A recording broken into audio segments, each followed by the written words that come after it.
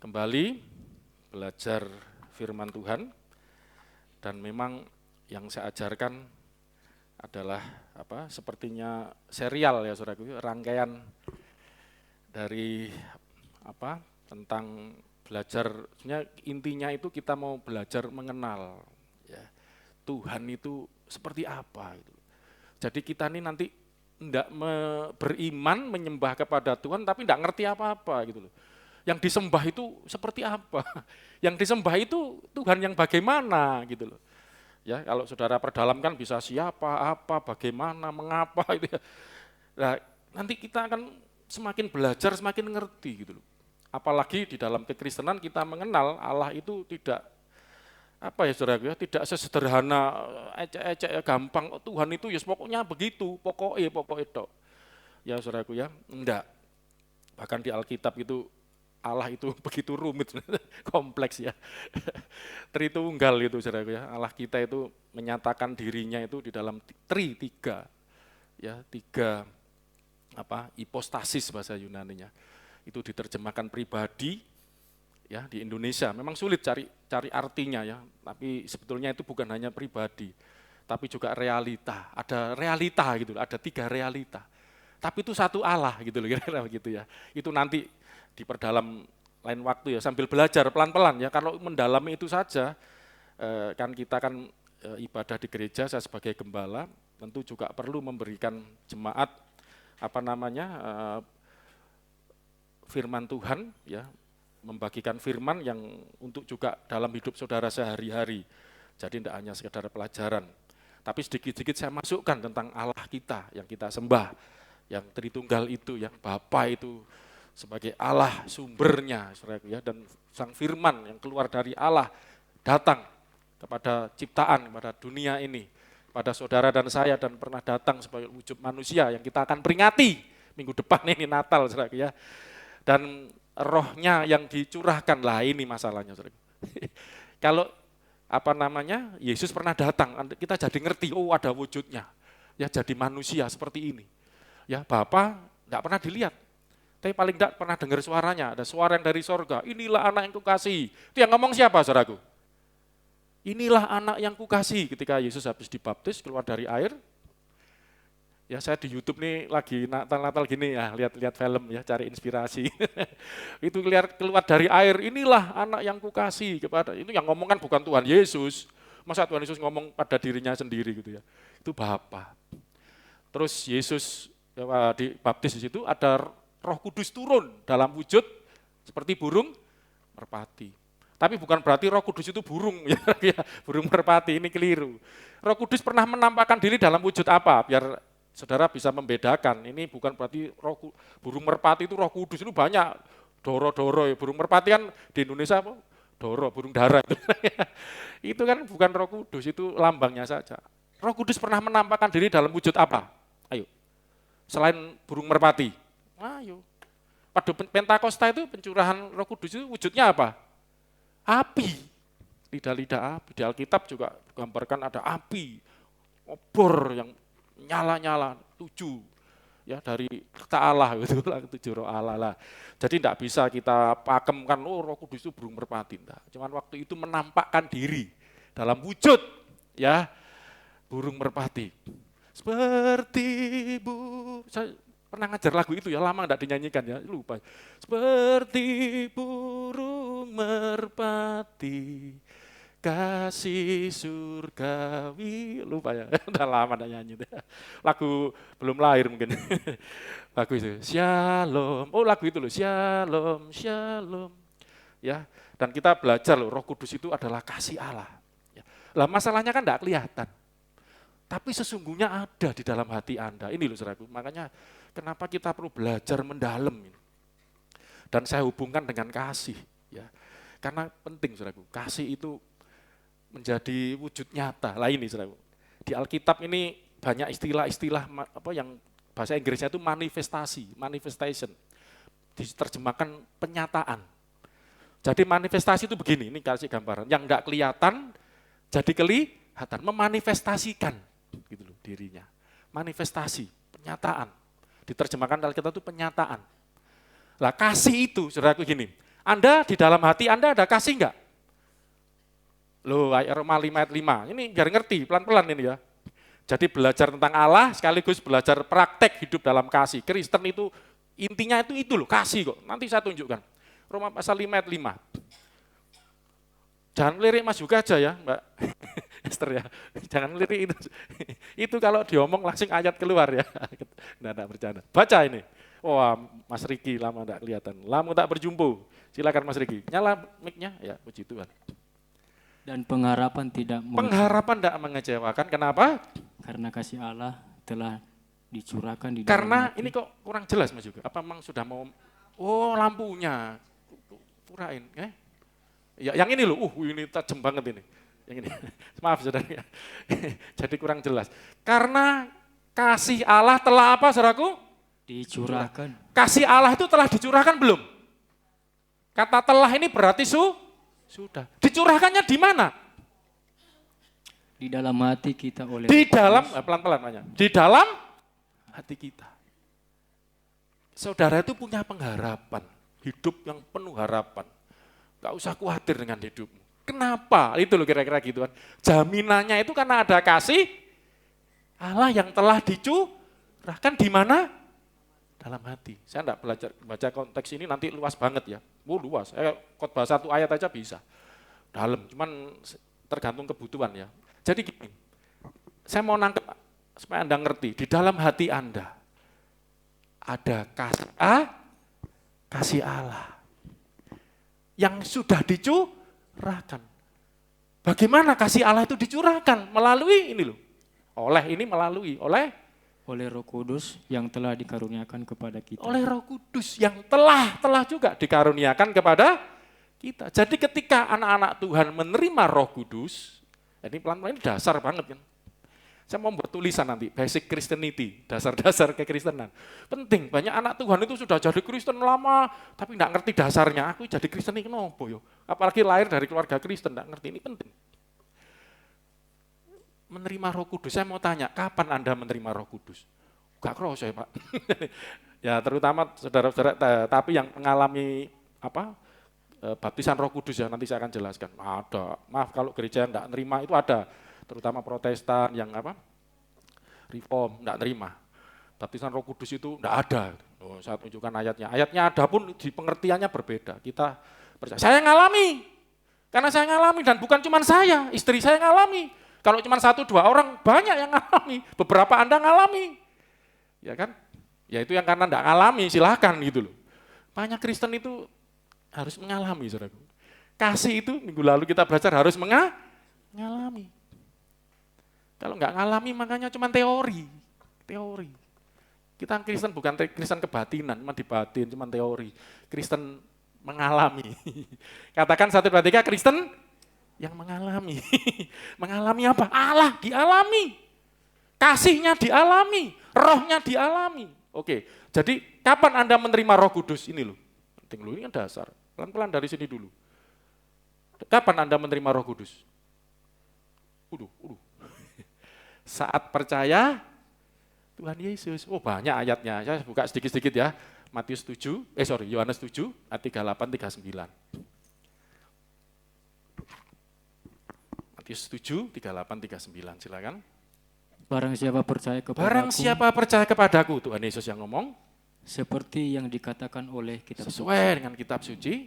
Dari dalam hatinya akan mengalir aliran-aliran air ini hidup. Kalau ini akan ya, karena nunggu percaya. Ini yang pertama, barang siapa percaya, harus percaya dulu. Setelah percaya, akan itu kan setelah itu kan, future akan datang. Harus percaya dulu. Saudara yang di rumah juga. Oh Berni, saya Instagram aja online terus. Enak sambil tiduran, kamu. Sekali-sekali datang Ber ya. Saya bagian mantau pastor nih. Ayo Ber ya. Kalau ada suara yang kurang jelas saya. Ya, jadi dari dalam hatinya akan mengalir. Dikatakan apa? Aliran-aliran Air hidup tadi kenapa saya ngajak nyanyi? Kasihnya. Ini kan bicara sungai gitu ya. Seperti sungai. Ini bukan percikan cipratan-cipratan genangan air, aliran. Sungai itu aliran air. Seperti sungai mengalir. Ya, aliran air hidup itu apa? Ayat selanjutnya 39. Yang dimaksudkannya ialah roh yang akan diterima oleh mereka yang percaya kepada Roh yang akan diterima, Roh Kudus akan diterima. Kalau gitu akan ini akan semua ya, akan semua. Akan diterima. Roh Kudus. Akan berarti belum kan? Kalau tadi telah itu orang yang sudah ngalami. Ini yang belum ngalami akan. Lah supaya telah ngalami, supaya ngalami itu bagaimana? Harus yang akan diterima oleh mereka yang percaya kepadanya. Itu saudara. Sebab roh itu belum datang karena Yesus belum. Nah, yang kedua belum datang juga karena Yesus belum dimuliakan, mati, bangkit, naik ke surga itu loh. Nanti lain kali hari Pentakosta kita bahas. Tapi maksud saya begini. Kapan ini diurut ya dari Roma 5 tadi pelan-pelan. Kita karena saya sering lihat sidang ikuti sidang sambut. Jadi diruntut itu kan kacau itu ya. Wah, rusak semua itu. Diurut bagaimana skena cerita sebenarnya yang masih bulat ya ada repot. Saya mau pelan-pelan. Anda percaya bahwa di dalam hatimu ada kasih? Ini dulu. Percaya ada kasih? Ada kasih? Ada. Kapan kasih itu ada dalam hidup Anda? Saat Anda menerima Roma 5 tadi loh. Oleh Roh Kudus yang telah dicurahkan. Jadi ketika Anda belum menerima Roh Kudus istilahnya, ya enggak akan ada kasih. Minggu lalu sudah saya jelaskan, Anda tahu minggu lalu atau 2 minggu lalu. Kasih itu beda loh, kasihnya Allah dengan kasih dunia. Saya sudah kasih contoh pemungut cukai itu. Apa bedanya kamu dengan pemungut cukai kata Tuhan Yesus? Ya toh? Kalau kamu hanya baik kepada orang yang baik kepada kamu lah, mengasihi kepada orang yang mengasihi kamu, memberi salam kepada orang yang beri salam kepada kamu. Itu kasihnya dunia. Enggak usah jadi orang Kristen bisa. Apapun akan saya tunjukkan, mafia pun bisa ya pertemanan mereka membuat mereka ini saling baik satu sama lain. Tapi itu bukan kasih Allah. Kasih Allah itu mengasihi, love your enemy, musuh pun dikasihi. Musuhmu seterumu lapar kasih makan, haus itu ya. Itu kasihnya dari Allah. Itu contoh untuk sederhana. Tapi intinya kasih itu kita terima, manusia terima. Karena ada curahan Roh Kudus yang diterima hidupnya. Itu urutannya begitu dulu. Amin, saudaraku. Lah Roh Kudus ini bagaimana bisa kita terima? Diterima manusia itu. Ketika percaya kepada Yesus. Gitu loh. Jadi percaya Yesus. Ya, ini satu lagi, Kisah Para Rasul 2 ayat 38. Ini ketika Pentakosta terjadi, para rasul mengalami pencurahan Roh Kudus. Orang-orang tanya, ini ada apa ini gitu kan? Khotbah panjang, khotbah Petrus di situ. Lah ditutup khotbahnya dengan begini, ayat 38 ini, saudaraku. Ya toh? Atau paling bagus 37-nya. Ini kan pertanyaan mereka.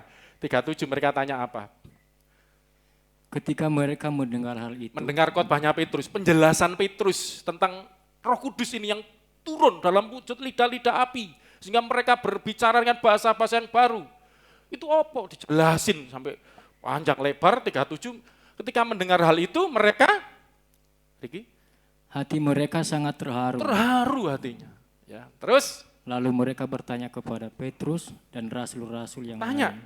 pada Petrus dan rasul-rasul yang lain, ada 120 murid Yesus di loteng Yerusalem waktu itu. Tanyanya bagaimana? Apakah yang harus kami perbuat, saudara-saudara? Apa yang harus kami perbuat? Setelah mendengar tentang firman Tuhan, tentang Allah, tentang Kristus, tentang Roh Kudus itu, apa yang harus kami perbuat? Nah, dengan Tritunggal itu dijelaskan Petrus di situ. Tolong ambilin air ya. Itu air itu. Ya, baca 38-nya, Saudaraku. 38-nya. Jawab Petrus kepada mereka. Apa yang harus kami lakukan? Petrus jawab. Bertobatlah dan hendaklah kamu masing-masing memberi dirimu dibaptis dalam nama Yesus Kristus untuk pengampunan dosamu. Bertobatlah dan hendaklah kamu masing-masing mendiri dirimu dibaptis, makasih. Dalam nama siapa? Yesus Kristus. Supaya kamu mengalami untuk pengampunan dosamu. Nanti kita nyanyi juga, betapa besar kasihmu, kasih, betapa besar kasih pengampunanmu, supaya untuk ngampuni dosa. Oh saudaraku, kadang kita anggap remeh, pengampunan dosa. Kadang orang merasa lebih butuh kesuksesan, lebih butuh duit, lebih butuh materi, jabatan, daripada pengampunan dosa. Apa artinya? Anda punya segala-galanya, kalau dosamu masih menguasai hidupmu. Alkitab katakan upah dosa itu maaf. Ini paling penting, paling mendasar dalam hidup kita. Bertobatlah, bertobat metanoia, berbalik arah, ke arah Yesus. Gitu loh kan, kita percaya kepada Yesus. Baptis dalam nama Yesus, tenggelam dalam persekutuan dengan Kristus, iman dalam Kristus. Maka, apa? Baca lanjut Riki. Maka kamu akan menerima karunia Roh Ya, Kudus. maka kamu akan, itu kan akan. Kalau setelah percaya baru ngalami. Jadi ini akan kamu alami. Karena belum, tapi kamu harus percaya dulu, bertobat dulu dalam nama Yesus, menerima karunia Roh Kudus. Ya kan? Jadi manusia itu, kalau saya ulangi kembali ya, memiliki kasih dalam hatinya. Ayo coba taruh tangannya di dada. Aku memiliki kasih. Loh kan Anda sudah percaya Yesus. Sudah percaya Yesus belum? Melungu. Ini loh nanti saya jelaskan. Kenapa? Karena kita merasa enggak wujud kan. Kasih itu kayak apa? Dompet wujud, HP wujud, kacamata. Ini enggak wujud. Maaf kadang-kadang enggak terasa juga gitu loh. Enggak kerasa apa-apa. Ini loh masalahnya. Makanya saya mau jelasin ini gitu loh. Ya Allah pun enggak kelihatan, tapi ada. Nah, bagaimana kita melihat yang tadi saya katakan manifestasi tadi loh. Ya, ulangi. Sambil taruh tangannya di dada yang di rumah juga. Kasih Allah ada di hatiku. 1, 2, 3. Kasih Allah ada di hatiku. Kasih Allah itu ada di hatiku. Itu ada karena kami telah menerima Roh Kudus. Kita telah menerima Roh Allah, Rohnya Allah dicurahkan, kasih Allah masuk dalam hidup kita. Gitu loh saudaraku. Dan bagaimana kasih itu dicurahkan? Kita terima Roh Kudus itu karena kita percaya kepada Tuhan Yesus. Kenapa? Kalau saudara ngikuti khotbah-khotbah sebelumnya, karena Allah telah menyerahkan kasih-Nya, memberikan kasih-Nya, memberikan Roh-Nya kepada anaknya. Untuk anaknya ini supaya menyalurkannya kepada kita. Makanya Yesus ngomong, barang siapa percaya kepadaku, kamu akan terima. Sudah saya khotbahkan di WA Group malah lebih jelas. Karena untuk khotbah kan tidak bisa mendetil seperti ditulisan. Allah mencurahkan Roh-Nya, kasih-Nya melalui iman kita kepada Tuhan Yesus. Masuk.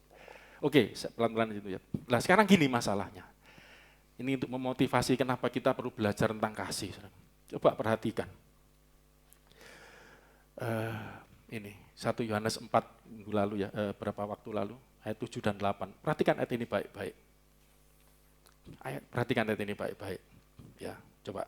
Ini yang saya maksud dengan manifestasi tadi. Silakan dibaca. Saudara-saudaraku yang kekasih, marilah kita saling mengasihi. Ini luar biasa loh Kristen, saudara-saudara aja yang kekasih. Ini bukan cuma saudara biasa ini ya, tapi saudara yang terkasih, tercinta gitu loh saudaraku ya.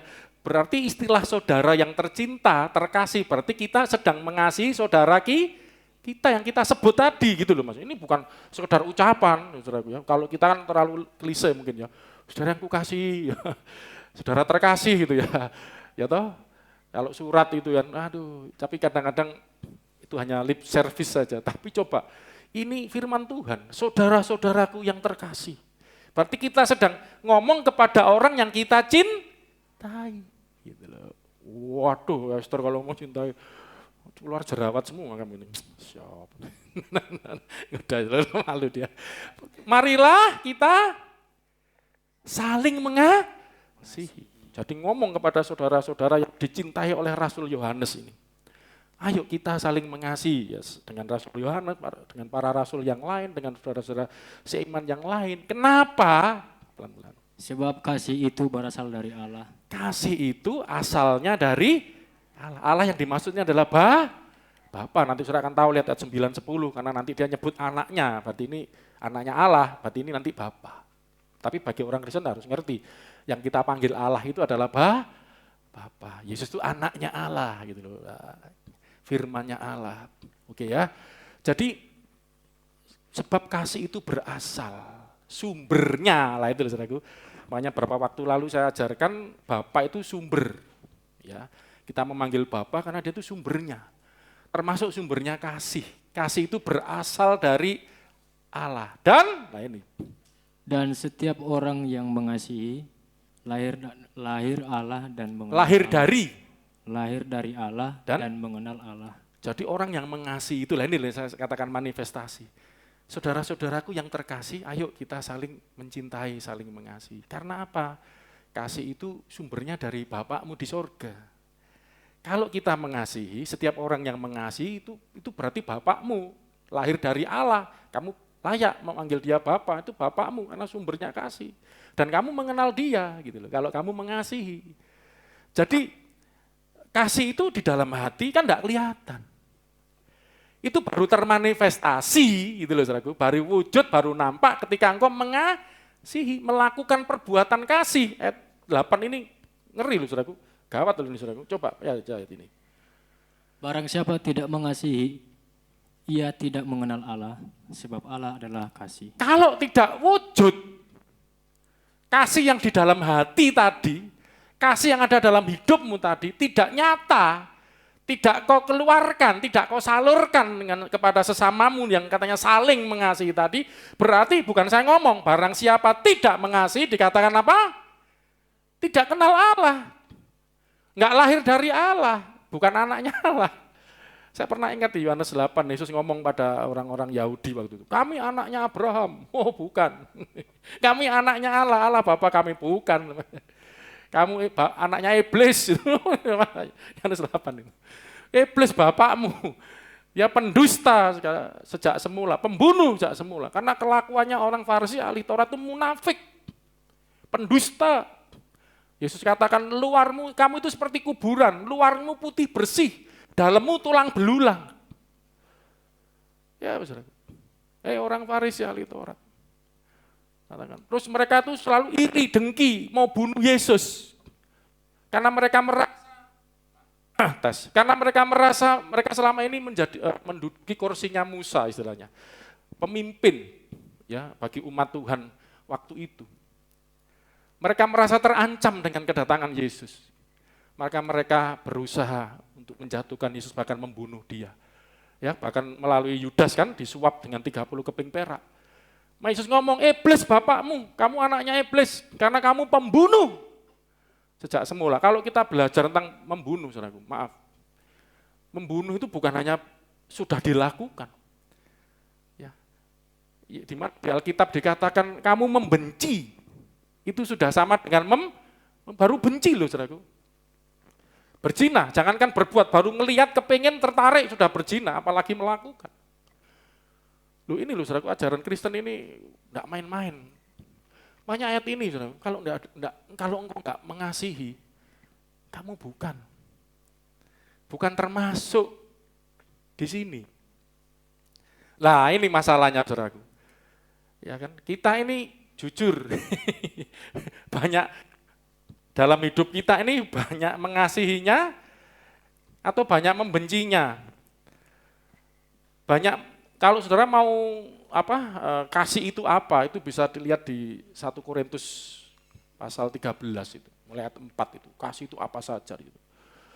Ya banyak, tapi nanti saya akan ajarkan hari ini bagaimana kita melihat kasih dari Allah yang dicurahkan dalam hati kita. Sudah ditaruh dalam hati kita. Dan itu harus termanifestasi gitu loh saudaraku. Harus terwujud nyata. Bukan cuma kasih dalam angan-angan. Kasihnya nyata. Lah kita akan lihat kasih yang nyata. Allah itu kasihnya nyata. Kita akan belajar kasih Allah Tritunggal yang nyata. Dan itu nanti wujudnya pengorbanan saudaraku. Tidak ada kasih tanpa pengorbanan saudaraku. Haleluya. Kita akan belajar. Ini kan Tritunggal 3 ya. Saya enggak tahu nuntut, saya harap kalau gitu enggak terlalu mendalam dulu aja ya, supaya kita bisa melihat tentang kasih dari Bapa, dari Sang Anak, dan Roh Kudus. Tapi nanti kita akan belajar bukan berarti ada 3 yang mengasihi sendiri-sendiri. Wah, ini bukan Tritunggal. Tunggal itu kan kesatuan, ada dalam kesatuan. Saya sudah pernah ajarkan, saya ingatkan sedikit yang tentang sungai. Ya. Allah itu digambarkan, diumpamakan oleh dalam Alkitab itu seperti sungai. Bukan saya ngomong, banyak. Saya tunjukkan 2 ayat kan, kapan itu. Mazmur 42, seperti rusa merindukan apa? Sungai, demikianlah jiwaku merindukan Engkau. Ya, manusia merindukan seperti rusa rindu air, manusia rindu Allah, Engkau ya Allah. Sungai digambarkan di Allah. Di Yeremia juga ya, saya agak lupa ayatnya, nanti dilihat dicatatkan itu. Yeremia juga mengatakan manusia itu karena meninggalkan Allah, sumber air hidup itu sumber. Ya, jadi hidupnya gak karu-karuan. Ya. Oh ya, Yeremia 17, saya ingat itu. Karena itu bicara tentang mengandalkan Tuhan. Cuman ayatnya. Oke ya, jadi jangan sampai meninggalkan Allah, sumber air hidup, sungai kehidupanmu. Ya. Dan sungai itu kan apa namanya? Walaupun kelihatannya satu, itu sebenarnya kalau didalemi gitu loh. Allah yang Esa satu itu kalau dipelajari itu ada hipostasis 3, ada realita 3 seperti sungai, ada sumber. Kalau nggak ada sumber, nggak ada sungai, ada sumber air, ada jalur sungainya dan ada air sungai yang mengalir. Itu kan seperti sumber itu menggambarkan Bapa, jalur jalannya air yang disebut sungai itu gambaran Tuhan Yesus kan. Jalannya, akulah jalan gitu. Dan air yang dialirkan itu adalah berbicara tentang Roh Kudus. Ya, saya sudah banyak ngajar tentang aliran-aliran air. Dan kita lihat tadi kan ayat tadi Yohanes 7, 38, 39, dari dalam hatinya akan mengalir aliran air hidup. Kalau percaya pada Yesus, Tuhan Yesus akan memberikan aliran air hidup. Yang dimaksud adalah Roh Kudus. Itu yang diberikan. Gitu. Dan ketika Roh Kudus diberikan, Roma 5:5, kasih Allah juga tercurah di dalam hatimu. Sekaligus paketnya itu. Dan memang paketnya orang Kristen itu kasih. Kalau enggak mengasihi, kamu bukan lahir dari Allah, kamu bukan anaknya Allah gitu. Ya, lah kita akan belajar sekarang supaya ngerti bahwa saya sudah ajarkan ya, kasih itu bukan sekedar teori, kasih itu juga bukan sekedar ya ini saya sudah tunjukkan ajaran Kristen itu minggu lalu kan ya, itu sangat tinggi banget. Kasih itu bukan sekedar instruksi, perintah, ayo mengasihi begini bla bla bla bla bla bla. Mengasihi dikasih teladan, ini loh, teladan nabi, teladan rasul, teladan siapapun, kasih contoh. Nabi itu manusia. Manusia itu terbatas juga untuk memberi contoh. Ya, kalau di Alkitab, coba saudara, Daud aja, enggak usah. Nabi Daud, Raja Daud. Daud di Alkitab ada hal yang baik yang dilakukan. Tapi tahu enggak ceritanya bagaimana Daud itu merebut istrinya orang, membunuh suami dari istri yang direbut tadi. Siapa nama yang direbut ini? Supaya tahu di Alkitab, namanya siapa? Betseba. Suami yang dibunuh namanya siapa? Anak sekolah minggu ngerti nih. Siapa suami yang dibunuh? Uria. Iya, Pak Saudara. Karena dia saking kepengen memiliki, ini cantik banget ini istrinya jenderalnya. Waduh. Lebih cantik dari istri-istriku. Mulai iri, muncul iri. Makanya itu Yakobus. Kejahatan atau dosa itu dimulai Yakobus pasal berapa itu? Ya, di mana ada iri hati dan mementingkan diri sendiri, di situ timbul segala macam kejahatan, dosa. Ada iri, terjadilah. Mau kasih contoh, yang baik-baiknya juga banyak, Daud itu banyak. Tapi yang seperti ini, contoh yang tidak kita lakukan. Makanya terbatas itu memberi contoh. Yang baik-baik pun ada banyak, mungkin Anda pun ngikutin Daud juga belum tentu. Berani ngelawan Goliat, itu raksasa. Bisa terbirit-birit, semua lari. Raja Saul itu orang paling tinggi zaman itu. Raja Saul itu paling hebat, itu aja takut. Daud itu masih kecil, remaja. Ada banyak yang bisa dicontoh. Bahkan kita sendiri pun belum tentu mampu mencontoh Daud. Ya, dari mazmur-mazmurnya bagaimana dia mencintai Tuhan, itu kan luar biasa. Tapi ada juga banyak hal yang kekeliruan yang dia lakukan. Banyak, bukan hanya itu, beberapa nabi ada yang ditunjukkan. Alkitab ini, makanya saudara muslim tidak setuju kan, wah nabi itu suci, kudus, karena apa? Tidak ada salahnya. Alkitab kok buka semua itu. Oh, ini semua belak-belakan saudaraku. Ini luar biasa loh saudaraku. Ada hal-hal yang dibuka gitu. Ya kita enggak untuk mencari kesalahan atau kejelekan, tapi saya mau tunjukkan kasih itu enggak seperti itu, sekedar perintah, instruksi, terus dikasih contoh, ini loh contoh-contoh ini, enggak sempurna juga. Dan kita pun untuk melakukan belum tentu sanggup, belum tentu mampu, saudaraku ya. Tetapi di Alkitab kita udah ajarkan minggu lalu, kasih itu mengalir, katakan mengalir. 1, 2, 3, mengalir. Ternyata yang dimaksud mengalir itu mengalami, katakan mengalami. 1, 2, 3, mengalami. Kasih dimulai dari kasih yang kekal Bapa kepada anaknya sebelum dunia diciptakan. Yesus Kristus menerima kasih itu. Kasih yang dicurahkan kepada sang anak itu adalah roh Allah. Yesus itu menerima roh Allah dan roh itu dicurahkan kepada kita. Banyak ayatnya itu. Ya, jadi Yesus itu adalah yang menerima kasih pertama kali dari Bapa. Roh dari Bapa. Kasih itu kan rohnya Bapa. Dicurahkan kepada nanti pada ciptaannya melalui Yesus. Makanya ada firman Tuhan di dalam Dia. Ya, ada di dalam Dia. Oke. Nah, kita akan nanti bisa diperdalam lagi, tapi intinya kita akan melihat ini Saudara, bahwa bagaimana kasih itu di dalam Alkitab kan tadi saya tunjukkan Allah Tritunggal itu, kita akan lihat Bapa, anaknya Tuhan Yesus dan Roh Kudus. Bagaimana kasih itu menjadi suatu kesatuan yang kita alami dalam hidup kita. Kita mulai dari kasih Bapa. Sebenarnya minggu lalu sudah saya jelaskan ya karena waktu enggak sampai selesai, tapi intinya ada firman Tuhan untuk kita mengasihi seperti Bapa mengasihi, seperti Allah mengasihi. Coba lihat ini. Dalam Yohanes pasal 4 ayat 11.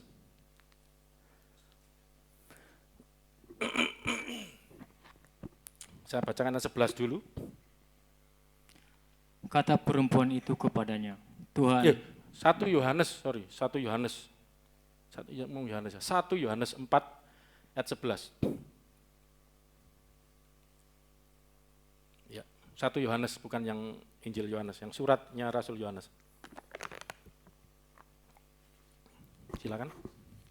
Saudara-saudaraku yang terkasih, jikalau Allah sedemikian mengasihi kita, Jikalau Allah sedemikian mengasihi kita, maka haruslah kita saling mengasihi. maka haruslah kita juga saling mengasihi. Jadi lebih dulu mana? Ini nanti kita lihat ayat atasnya ya, ayat 9 dan 10. Terus baca lagi ayat 11. Ini saya tunjukkan, karena sedemikian Allah mengasihi kita, haruslah kita juga mengasihi. Nanti kita lihat ayat atasnya 9, 10 supaya lebih jelas. Dalam hal inilah kasih Allah dinyatakan di tengah-tengah kita. Ya. Dinyatakan, katakan dinyatakan, 1, 2, 3. Jadi kasih itu enggak cuma disimpan di hati, di angan-angan, cuma diucapkan, dinyatakan. Demikianlah kasih itu dinyatakan. Dalam hal inilah kasih itu nyata. Nyata itu berarti real, ada wujudnya. Bagaimana kasih itu menjadi real, menjadi nyata, menjadi wujud, yaitu, baca. Yaitu bahwa Allah telah mengutus anaknya yang tunggal ke dalam dunia, supaya kita hidup olehnya. Ternyata wujud nyata kasih Allah itu dengan mengutus anaknya. Tuhan Yesus Kristus, Sang Firman menjadi manusia, yang tunggal ke dalam dunia, supaya kita hidup olehnya. Terus, inilah kasih itu. Inilah kasih itu. Bukan kita yang telah mengasihi Allah. Bukan kita yang telah mengasihi Allah, tetapi Allah yang mengasihi kita. Tetapi Allah yang ada telahnya kok hilang. Tetapi Allah yang telah mengasihi yang telah kita. Sudah berarti mengasihi kita dan yang telah mengutus anaknya sebagai pendamaian bagi dosa-dosa kita. Ada dua ya. Allah telah mengasihi kita dan telah mengutus. Jadi Allah itu sudah mengasihi sejak semula. Bahkan dalam penciptaan, saya tidak ada waktu menjelaskan ya, saya punya materinya. Kan kasih yang kekal, sejak penciptaan, itu ada semua. Adam pun mengalami kasih Tuhan, kalau enggak, amblas itu. Itu dapat anugerah, kasih Tuhan pengampunan, dibuatkan baju, nanti anak-anak sekolah minggu, drama, Tadi ngomong-ngomong kapan itu, karena minta bantu saya membuatkan narasi, sedikit narasi lah penutup. Itu anak-anak nanti gambarkan bagaimana Adam itu loh, dibuatkan baju dari kulit. Enggak tahu dramanya ya apa nanti. Bisa tangan. Ya udah, enggak tahu guru sekolah minggunya nanti. Itu kan wujud kasih Tuhan. Ketika jatuh dosa ngerti telanjang, terus pakai daun-daunan untuk dipakai baju. Enggak bisa menutupi ketelanjangannya, masih dalam kondisi yang tidak layak. Makanya Tuhan membuatkan baju dari kulit binatang. Ada korban di situ. Ada yang dikorban itu gambaran Kristus, ada kulit binatang. Dan saya percaya itu kulit domba. Binatang domba, sorry. Dari mana? Anaknya Adam memelihara kambing domba untuk dipersembahkan. Itu untuk memperingati. Makanya kenapa persembahan Habil, yang namanya Habil kan diterima. Kain tidak diterima persembahannya. Karena itu. Jadi itu wujud nyata kasih Tuhan itu sudah ada dalam penciptaan, ya, dalam kasih segala dunia suatu diciptakan. Dan puncak kasih Tuhan itu ketika mengutus anaknya sebagai pendamaian. Yesus diutus ke dunia bukan untuk jalan-jalan, saudara. Bukan untuk seneng-seneng lihat-lihat, ya turun ke bawah lihat ciptaan, oh iki apik rek ciptaanku, kau gak perlu. Allah itu memenuhi langit, bumi dan segala isinya. Ya. Allah itu tidak bisa dibatasi. Sang Firman pun ya sudah ada dalam kekal bersama Allah. Enggak seperti itu. Makanya Yesus ngomong gini, ingat ayatnya kan banyak itu. Anak manusia dia nyebut dirinya, datang ke dunia bukan untuk dilayani, tapi untuk melayani, menyerahkan nyawanya. Jadi wujud nyatanya kasih Allah itu puncaknya wujudnya dengan Yesus datang ke dunia untuk menjadi pendamaian dosa-dosa kita. Nah, istilah menjadi pendamaian ini di Alkitab banyak ya, sudah di WA grup aja, kalau sini nanti dibuka banyak banget. Ada Yohanes 3:16, karena begitu besar kasih Allah akan dunia ini, dia mengaruniakan anaknya yang tunggal. Ya toh. Ada banyak, pokoknya mengaruniakan, memberikan, itu istilah lain memberikan. Tapi saya lebih mengambil ke Yohanes 8:32, buka ya. Ini khotbah minggu lalu ya terakhirnya. Ya. Ada istilah di sini menyerahkan. Katakan bersama-sama saya 1 2 3 menyerahkan. Jadi memberikan, mengaruniakan itu kan istilah yang sinonim. Paralel ya, sama. Mengaruniakan, memberikan. Ini saya tertarik dengan istilah menyerahkan. Nanti kita lihat bahasa Yunaninya. Udah lama enggak belajar bahasa Yunani ya Pak Hari ya, Pak Hari. Kapan Pak Yunani lagi enggak? Mudah muntah-muntah nih. Paradidomi. Ya, menyerahkan. Coba. Kok Yohanes? Roma, sorry. Aku ngomong apa mau? Yohanes, otak sama mulut enggak sama. Ini ada realita mulut sama otak. Ini kan realita, beda. Bisa dibedakan, tapi ini enggak nyatu saya nih. Kalau Allah kesatuan ya. Roma 8:32. Ia yang tidak menyayangkan anaknya sendiri, tetapi yang menyerahkannya bagi ia semua. Tidak menyayangkan anaknya, tapi menyerahkan. Istilah sini kan menyerahkan. Ini yang saya katakan paradidomi. Terus? Bagi kita semua. Untuk kita semua, sorry. Bagaimanakah mungkin ia tidak mengaruniakan segala sesuatu kepada kita bersama-sama dengan Dia? Saya fokus kata menyerahkan. Jadi kasih Allah itu yang diwujudkan, sedemikianlah Allah mengasihi kita. Bagaimana wujudnya Allah mengasihi? Gitu? Dengan mengutus anaknya gitu, untuk jadi pendamaian, mengirim anaknya, untuk memberikan anaknya, mengaruniakan anaknya. Di sini menyerahkan anaknya, tidak menyayangkan. Lah, jadi gini saudaraku, bagaimana Allah atau Bapa yang menyerahkan anaknya ini disebut sebagai kasih yang begitu besar. Loh, kalau kita enggak dapat pewahyuan, ini opo? Kasih, kalau enggak dapat pewahyuan akan seperti itu. Bahkan yang di luar kita banyak menghina. Oh, Allah kok Bapak punya anak, anaknya disalib kayak gitu, enggak dapat pewahyuan.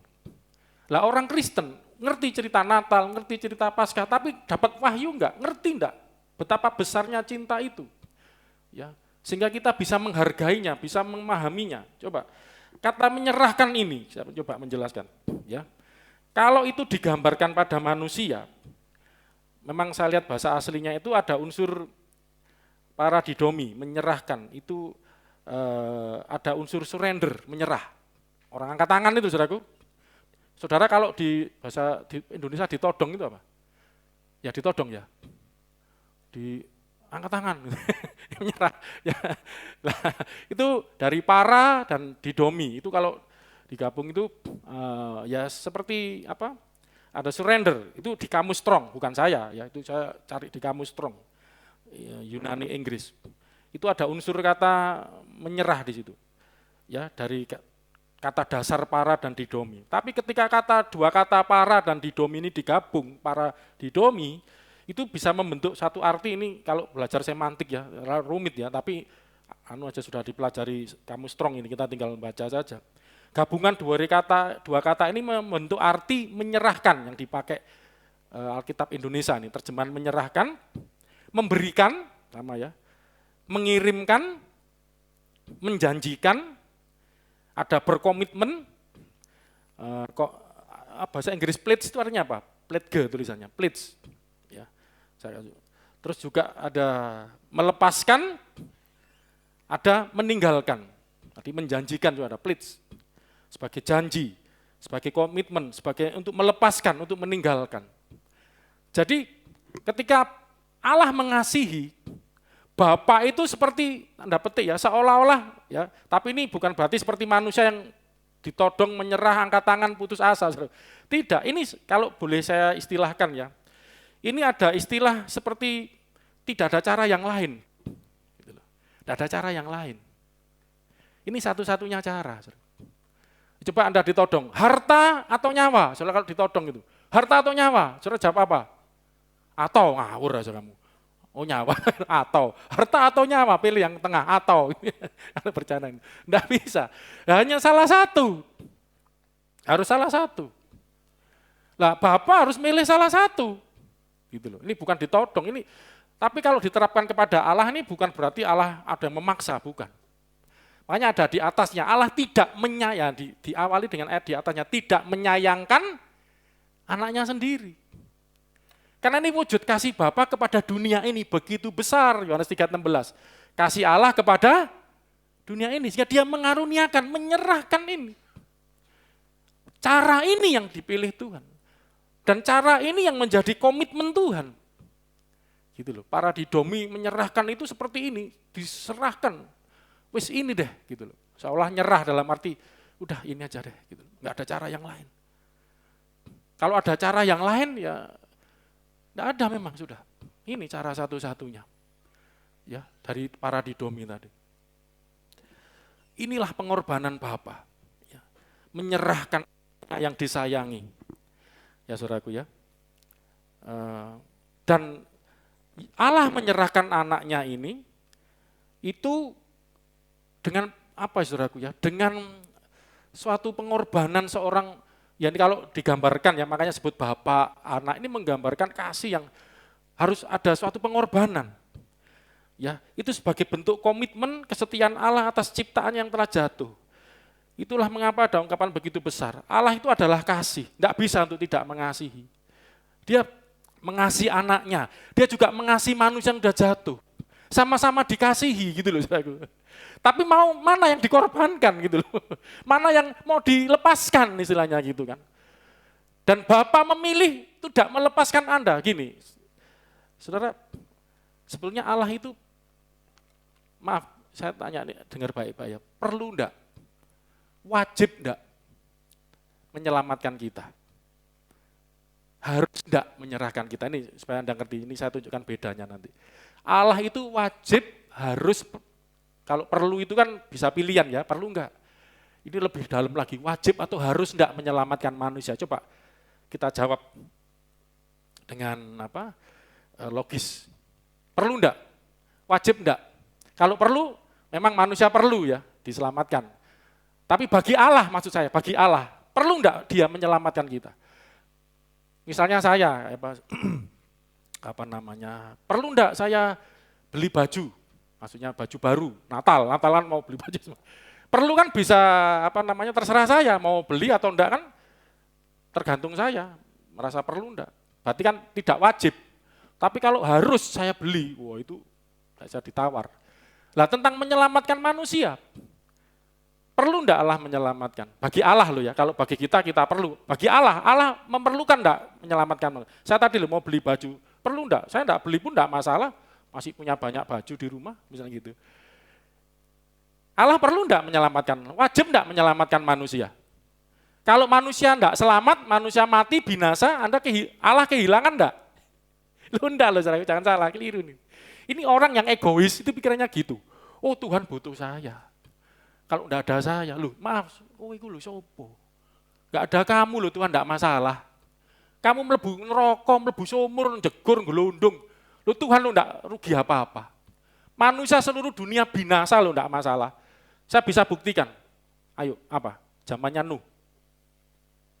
Ada ayat Rasul Petrus yang ngomong, Allah yang tidak menyayangkan dunia.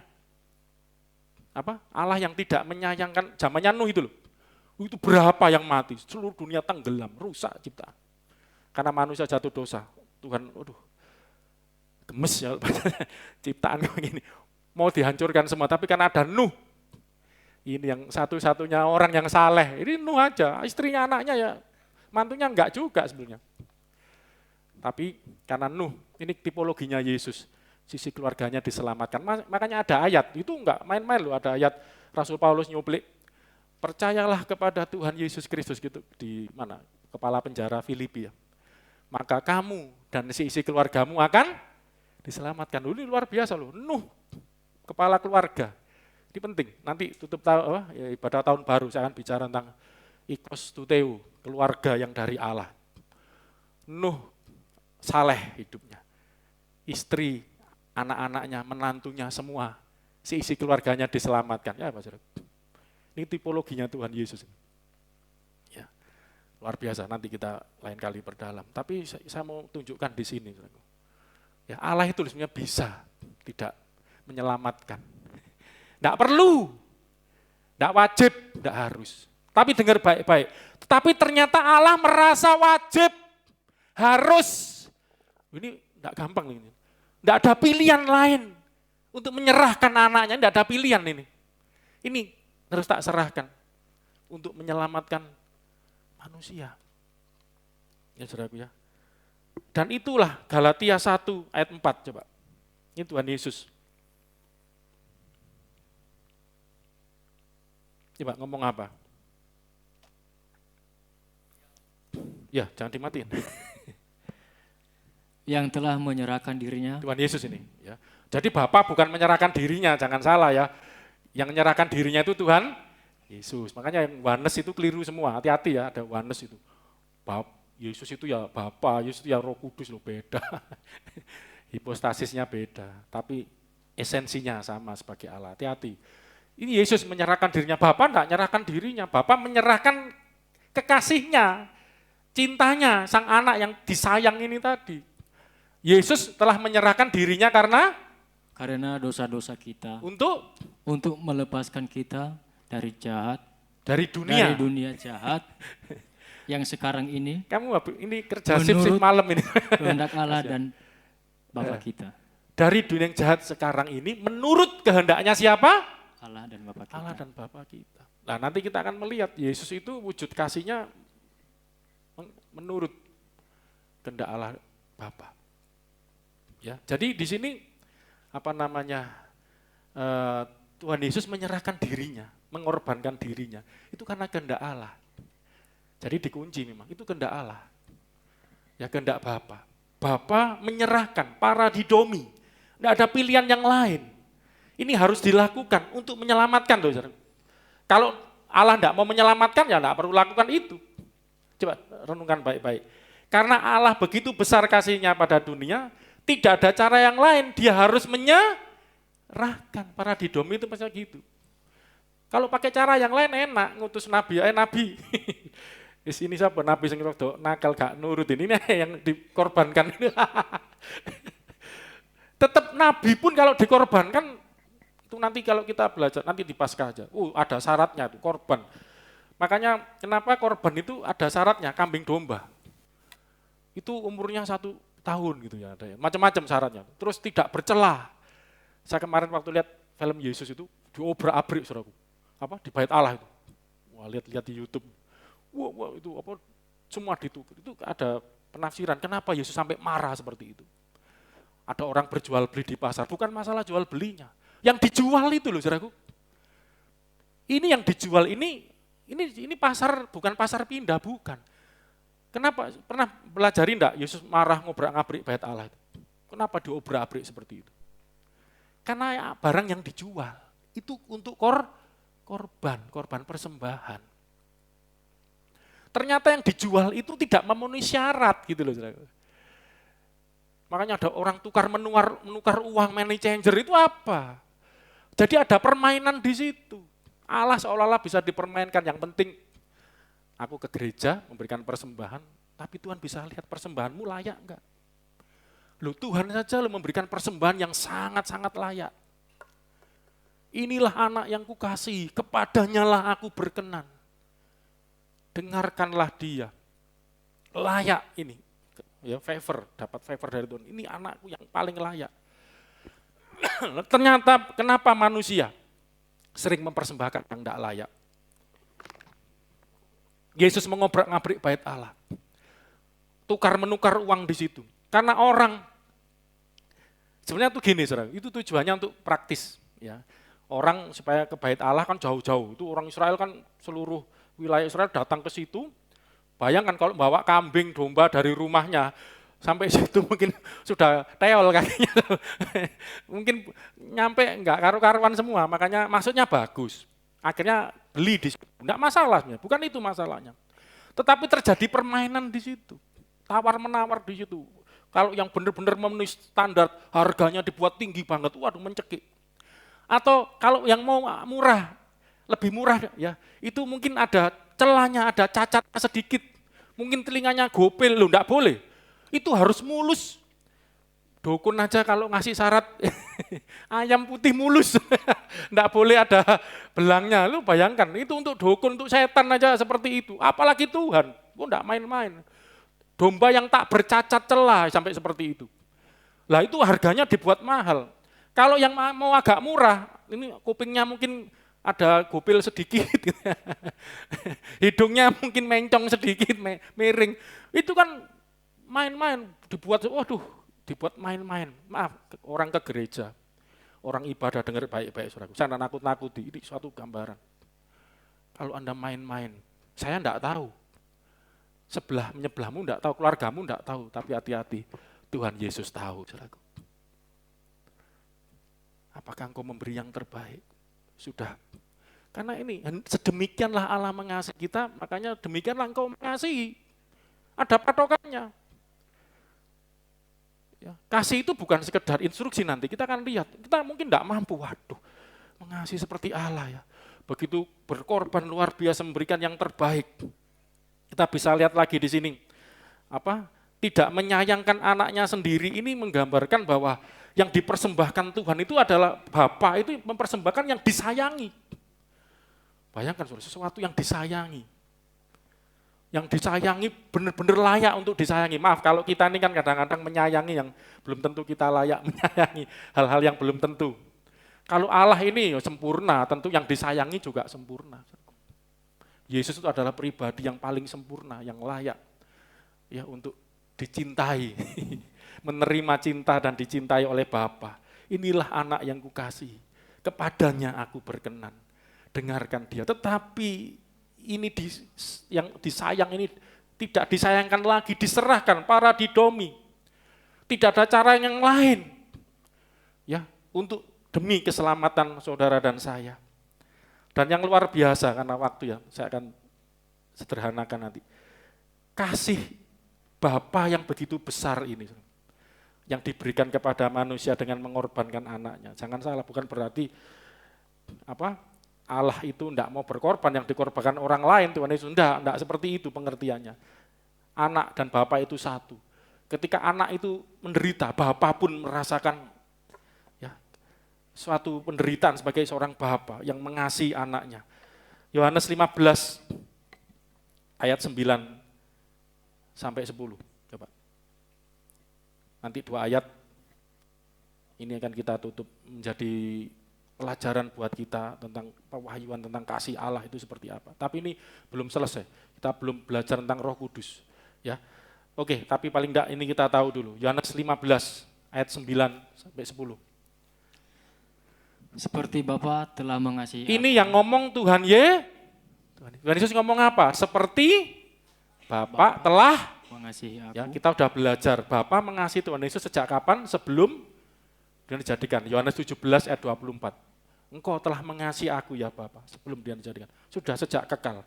Seperti Bapa telah mengasihi aku, Demikianlah juga aku telah mengasihi kamu. demikianlah juga aku telah mengasihi kamu. Disalurkan kasih itu. Aku mengasihi kamu seperti Bapa. Jadi standarnya sama, jangan takut saudaraku. Standarnya kasihnya Bapa kepada Yesus itu juga diberikan kepada kita. Makanya nanti kenapa kita harus mengasihi seperti Allah mengasihi.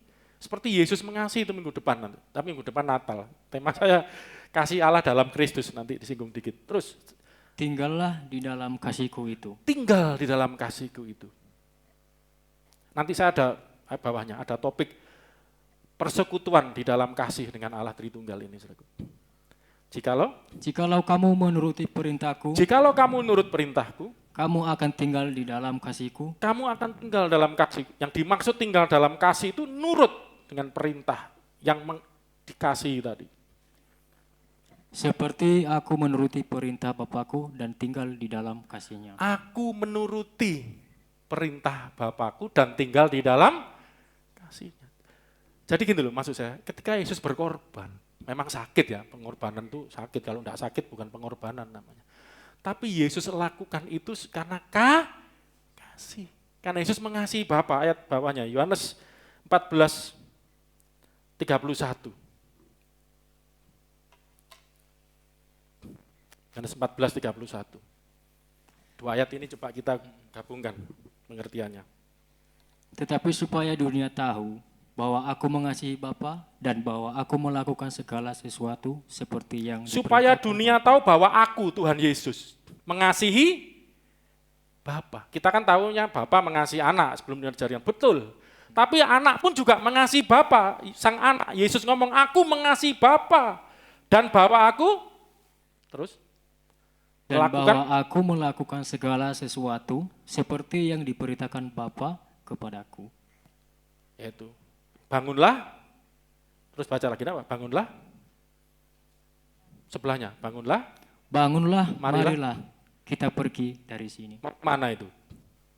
Mau Getsemani, mau disalib. Ayo bangun. Jadi malah kalau wong Jawa ulo marani gebuk. Kita aja mungkin tidak akan seperti itu. Waduh, wis ngerti ada bahaya di situ. Kenapa ke situ? Yesus tapi tahu tujuannya datang ke dunia memang untuk menyerahkan nyawanya.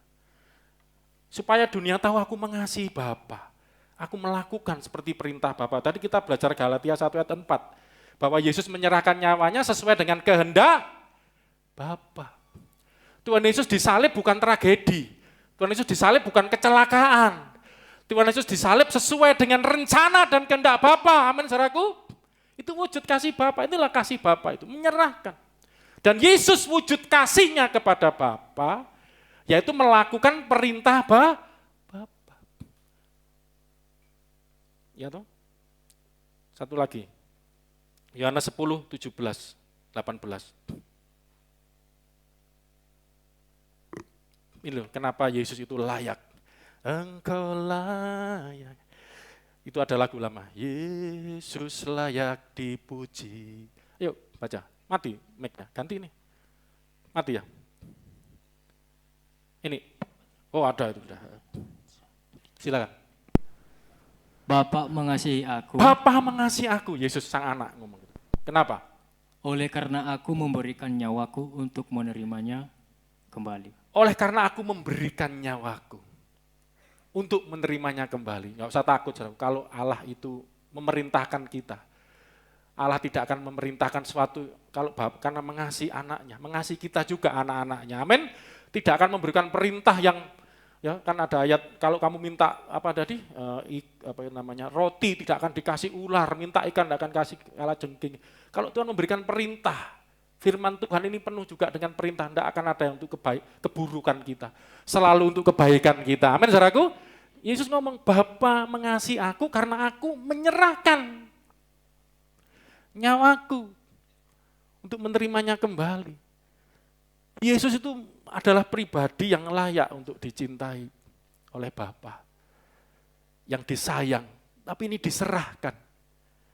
Ya, kalau disimpulkan, kita akan tutup saudara ya, karena waktu.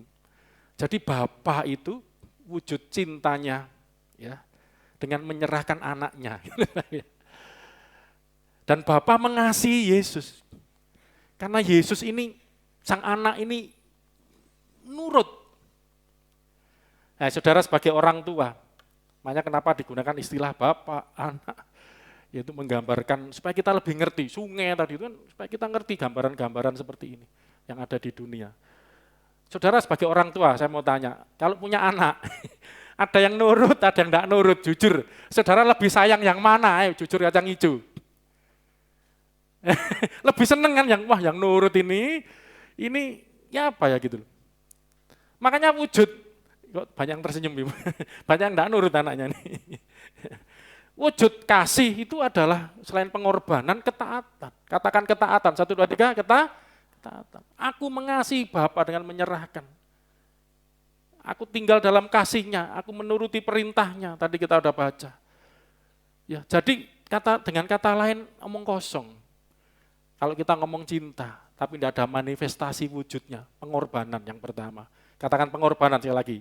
1, 2, 3, tidak ada apalagi selain pengorbanan, ketaatan atau menurut perintah. Ketaatan, 1, 2, 3, ketaatan. Kasih itu, dua unsur itu penting banget. Kalau saudara tidak nurut, ngomong kosong, saya mengasihimu, tidak nurut. Atau pasangan gitu ya. Ayo dong anterin ke sana, katanya sayang, ayo dong misalnya ajarin ini atau apa. Tidak mau, repot, sibuk, waduh. Ngomong kosong, ngomong cinta. Ya kan? Kalau Anda mengasihi, Anda akan berusaha menuruti apa yang orang yang Anda kasihi itu. Ya, kepingin menyenangkan dia. Gitu loh. Allah itu memberi contoh, Bapa mengasihi anak. Anak mengasihi Bapa. Gitu loh. Ada kasih, dan kasih yang seperti ini dicurahkan kepada kita. Yang ada ketaatannya.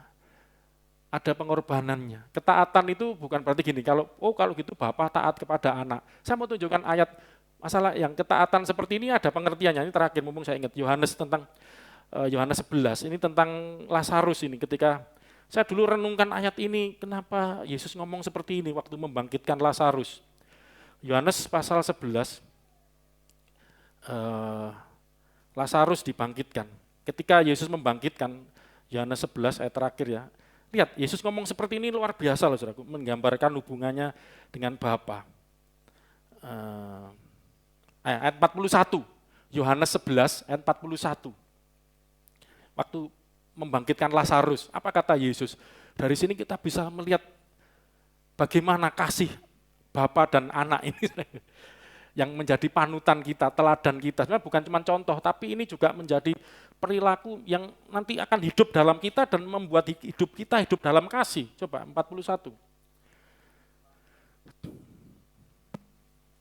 Maka mereka mengangkat batu itu, lalu Yesus menengadah ke atas dan berkata. Berkata kepada siapa?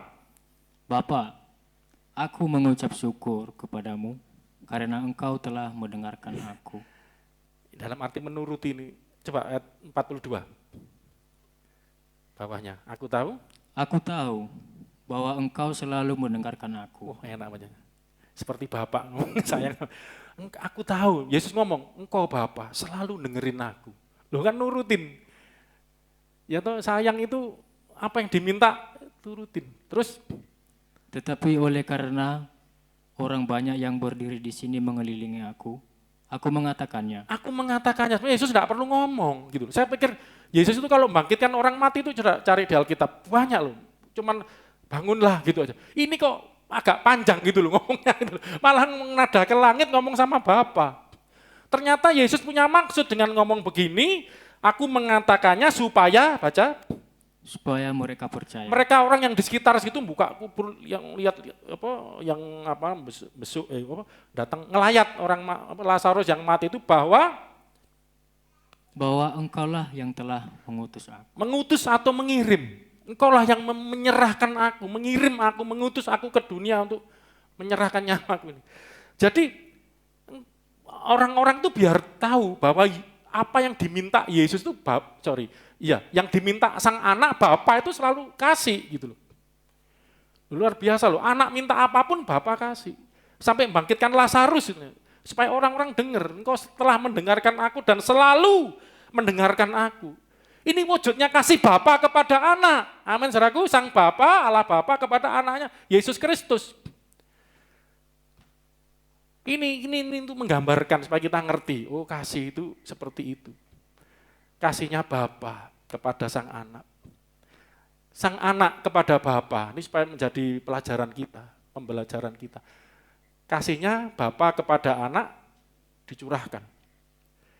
Salah satu wujudnya dengan menyayangi, ini kesayangannya itu ada di Amsal 8 juga. Itu kesayangannya Bapa. Terus bahkan tadi kita baca di Yohanes 11 ini, selalu mendengarkan, selalu menuruti apa yang Yesus mau. Mendengarkan, kau selalu mendengarkan aku. Wujudnya kasih sang anak kepada Bapa apa, saudaraku? Mengorbankan, menyerahkan, menuruti, Itu kan wujudnya pengorbanan, yaitu selalu menuruti, tinggal dalam kasihnya, ya, dengan melakukan seluruh perintahnya. Makanya saya mencoba menyimpulkan untuk aplikasi kita gitu. Kasih itu ada dua hal wujud nyata. Pengorbanan, 1, 2, 3. Ketaatan, 1, 2, 3. Tanpa itu, jangan ngomong kasih. Ya, ketaatan tadi saya gambarkan menuruti yang diinginkan, yang dicintai. Kalau Anda mencintai Allah, Anda nurut sama Allah. Anda mencintai saya, cintakan enggak selalu lawan jenis, enggak. Mengasihi pasturnya. Anda nurut. Saudara kalau misalnya enggak nurut saya, melawan, ayo ya, rajin berdoa, ayo ya, nanti Natal 25 ya. Enggak pastor, saya mau 24 datang ke gereja. Misalnya ngeyel gitu ya. Itu enggak nurut. Itu saudara itu mengasihi saya apa membuat saya pusing gitu. Ya atau misalnya, kalau Anda ngomong mengasihi saya, Anda akan nuruti. Gitu loh. Tapi saya juga enggak perlu memaksa Anda. Jadi tidak ada paksaan, menuruti karena kasih, itu beda. Nurut karena dipaksa. Ya saudaraku ya. Nurut karena kerelaan. Katakan rela, 1, 2, 3. Rela, rela, rela, rela. Lagu dangdut aja ada, rela.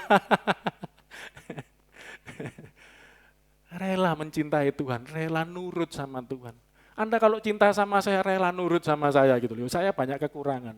Saya mencintai Anda, saya pun rela mencoba. Ini kan orang banyak, nuruti satu-satu ya. Ini punya ide begini, ini punya ide begitu. Misalnya. Ya toh. Tapi inilah, kalau supaya saling menurut ini nggak gampang, pakai pengorbanan. Ya harus berkorban lah salah satu. Saya sama Nyonya kan pernah ngasih contoh. Nyonya kepingin makan kapan itu sop nasi saya kan kepingin soto gitu ya. Dia ngajak yang makanan Jawa ada sop isi ngikut. Ya menuruti gitu. Yang saya kena asam lambung ini karena makan wis lodeh aja. Wah, lodehnya agak lama kayaknya nih. Ya, terus akhirnya satu kali dia kan harus ngalah salah satu. Besoknya aku enggak mau ke situ dah. Ya dia kepingin lagi ke situ. Sopnya enaknya. Wis nurut kamu gantian gitu. Ada pengorbanan gitu loh. Kita bisa melihat Bapa mengasihi anak, anak pun mengasihi Bapa dengan menuruti segala rencana kehendak Bapa, sekalipun itu mengorbankan nyawanya. Inilah kasih. Belum bicara Roh Kudus. Roh Kudus itu saya tutup ya, adalah energi kasih, roh kehidupan kasih dari Bapa yang dicurahkan. Pertama pada sang anak dulu, dan akhirnya tercurah kepada kita, dan kasih Allah tinggal di hati kita. Amin, mari kita berdoa. Tim musik bisa maju. Minggu depan jangan lupa. Terima kasih Mas Riki ya atas pelayanannya. Kamu membacanya makin enak ya, santai, tenang gitu. Jelas. Tapi ada banyak kata yang hilang, kamu shift malam nah. Ngantuk. Kasihan ini pulang kerja harus jemput ibu ya.